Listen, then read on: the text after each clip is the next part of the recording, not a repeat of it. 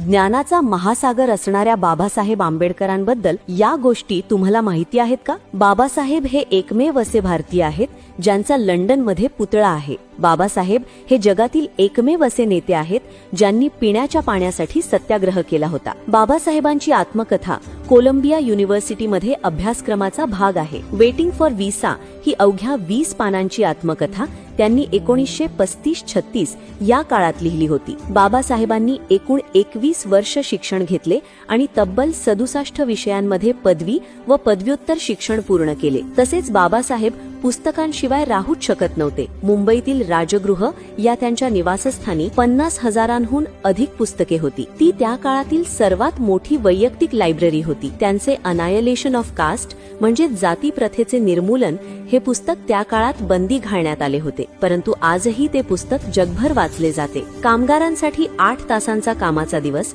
गर्भाधारणेदरम्यान पगारी रजा असे अनेक महत्त्वाचे कायदे अस्तित्वात आणणारे बाबासाहेब होते. परंतु इतके सर्व करूनही त्यांना हयात असताना सरकारकडून एकही मोठा पुरस्कार देण्यात आला नाही आणि मृत्यूनंतर 40 वर्षांनी त्यांना भारतरत्न हा सर्वोच्च सन्मान देण्यात आला. ज्यांनी पाण्यासाठी लढा दिला, पुस्तकांना शस्त्र बनवले आणि संविधानातून कोट्यावधी लोकांना माणूस म्हणून उभे केले, ते म्हणजे डॉक्टर बाबासाहेब आंबेडकर.